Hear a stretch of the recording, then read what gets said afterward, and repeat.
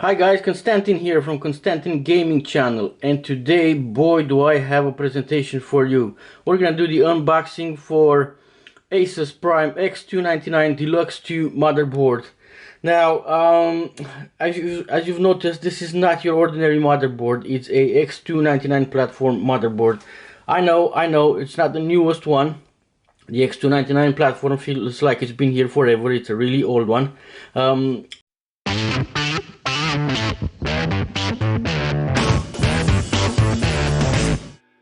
But being a second generation, and it's still full of features that someone might like, and the fact that it's a high-end platform that's been out there for a while, it's proven, it's tested, it's stable, and due to the fact that AMD Threadripper is currently running the market, you can actually get it at a price way below premium, considering that the premium for this motherboard was somewhere around 350 to 500 pounds. You can now get it for about half than that. Now I think compared to 150 200 pounds motherboard, it's definitely worth it, and I'm going to show you why.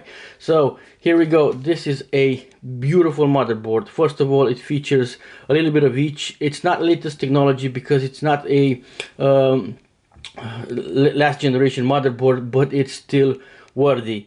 So as you can see, first you've got the most important thing in a motherboard, which is the RGB. You've got loads and loads of features. I'm going to go through them. I'm going to go through the advantages and disadvantages of purchasing a motherboard that's not last generation, and hopefully I'm going to be doing a build once all the parts come in, and we're going to test it and compare it to a current generation system to see what's the difference price wise and performance wise.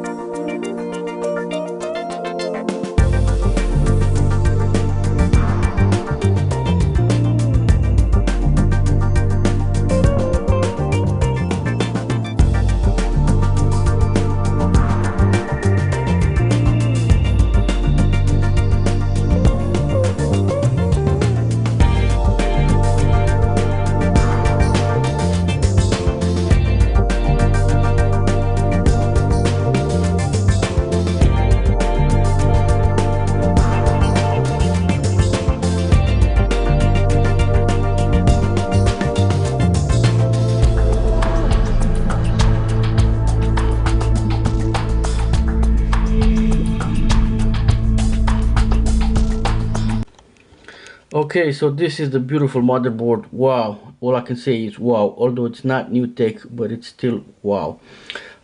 It offers decent power to the processor. It has two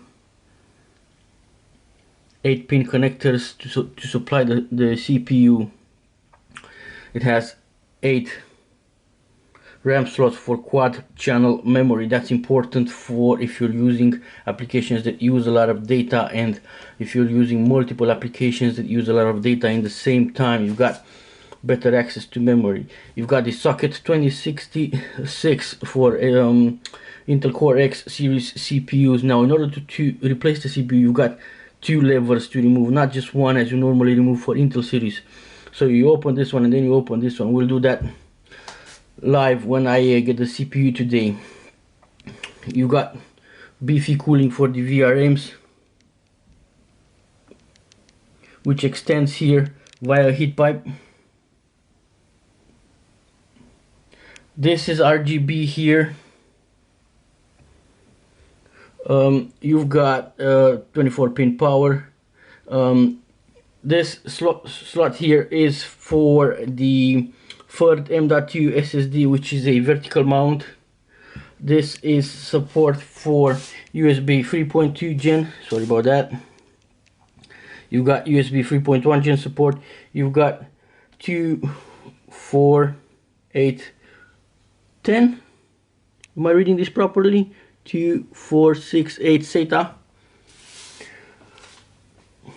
This is where the chipset is. This bit is RGB. this beautiful thing here is an OLED informational display, or Asus info dashboard, or however they call it.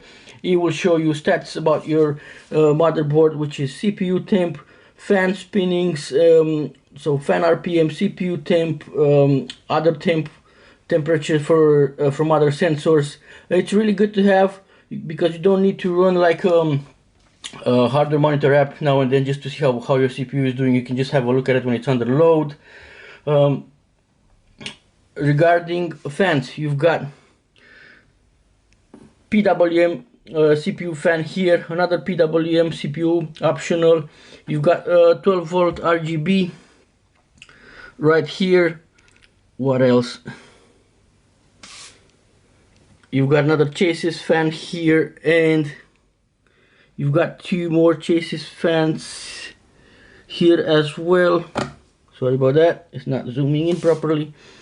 So PCI Express 3.0/16, PCI Express, probably it's 1x, M.2, first M.2, second M.2. I'll have a look to see if it's just MW NVMe, or you can do SATA as well. Going down, it becomes more interesting. So you got your second PCI Express 16 slot. You can use this to put like one of those PCI Express adapters, so you can put up to 5 adapters that support NVMe cards, so you can put up to 5 NVMe cards in here. Massive storage. More PCI X 1.x. You've got another one here, PCI X 16x3.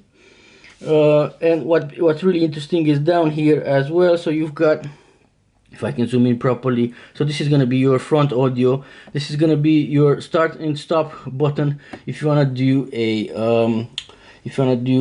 diagnosis, or you want to test the build before you install it in the case. This can be really useful, and we are going to use this when we're installing the CPU. You've got a reset button. You've got a nice and I've got used to this. So this is a Q code display from Asus. When it's booting up, it's showing different code numbers. If it gets stuck anywhere, it will show you an error number, which you can look in the manual and debug it. Clear HMIOS, BIOS flashback, probably cancels all the settings in BIOS. You've got a memory switch here, which I don't know what it does. You've got a second RGB. This is a 3-pin one. It's ARGB, I believe. You've got another 12 volt RGB header here. You've got another USB 3.0 header here. You've got a standard USB header here. You've got a node connection. So this motherboard comes with a little card, which I'll show you, it's in the goodies, which allows you to connect up to multiple fans. I think it's 6 or 8 fans as well. And you've got your nice LEDs and power LED controls here. Water pump fan, another fan here. You've got sensors here as well, and you also have a, so this is for a temperature sensor here, and this is a switch for CPU over voltage right here, a jumper that you can like move to the other one, and you probably put more juice in the CPU if you want to. Now the maximum CPU that you can install on this one is a 18 core 36 threads CPU. It's not that strong like AMD's one, but it's still quite good if you find it at a decent price. And that's it, guys. This is a really nice board, really good looking, and because it's a high-end motherboard as well, the manufacturer does not cut any cost when they produce this, so do not expect cheap materials. All materials are really solid quality in here. Let me show you the I/O, which is of course, the shield is of course so this is the shield. It comes pre-applied. As I said, it comes with 2 Ethernet adapters, 1 Wi-Fi. This is your audio, this is your optical out. You have 2 USB Type-C outputs, 1, 2, 3, 4, 5, 6 USBs in the back. You've got display ports coming from the Thunderbolt display adapter. This is not bad, guys. This is definitely not bad. Right, here we go. Accessories. So you've got your a little bracket here. I'll find out what it is for, and some screws. It's probably to fit the fan bracket, to fit this fan card here. You've got screws, possibly for the M.2 as well. This is the vertical M.2 holder, which you can mount on the socket I showed to you earlier and put another M.2 in there. This little gadget allows you to connect all your cables coming from the case and putting them on the motherboard. It can be really useful. This is classic M.2 screws. This is a NVIDIA SLI connector. This is your Wi-Fi antenna.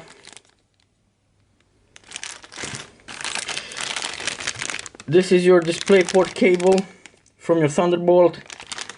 I'll have a look into that, see what it does. SATA connectors. More SATA connectors. You get a total of 2, 4, 6 SATA cables. That's not bad. You got an adapter for I'll have a look. I don't know what this one is for.